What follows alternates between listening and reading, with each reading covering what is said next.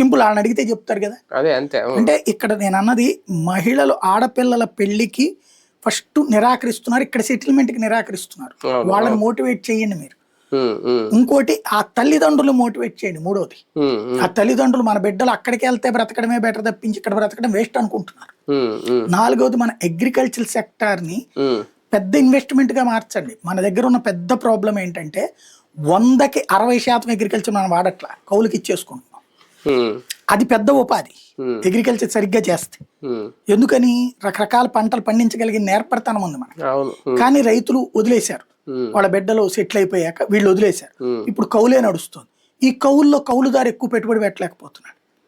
దాని ఇంపాక్ట్ ఏమైపోతుంది, ఒకసారి సరిగ్గా పెట్టుబడి పెట్టి ఒక ప్రకృతి వైపరీత్యంతో నష్టపోతే ఇక మళ్ళీ అతను పెట్టలేకపోతున్నాడు. దీంతో ఖాళీగా పడి ఉంటున్నాయి బోల్డ్ అని పొలాలు. అదే కనుక దాన్ని ఒక దీని కింద చేసి దానికి అనుబంధంగానే కదా ఇండస్ట్రీస్ వచ్చేది. నువ్వు ఉత్పత్తి చేస్తే అలా ఇండస్ట్రీస్ ని ఎంఎస్ఎంఈల్ని డెవలప్ చేయాలంటే రా మెటీరియల్ కావాలి.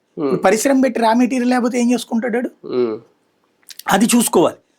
ఐదోది అన్నిటికంటే అత్యంత ముఖ్యమైనటువంటిది ఇన్వెస్ట్మెంట్ అనేటటువంటిది ప్రభుత్వ ప్రోత్సాహం ఉండాలి. నేను ఇప్పుడు హైదరాబాద్ లో ఉన్న రేటు ఇక్కడ రేటు ఒకటే అయితే నేను ఇక్కడికి ఎందుకు రావాలి? ఇక్కడ కరెంటు దోల తీరిపోతుంది. అదే కదా.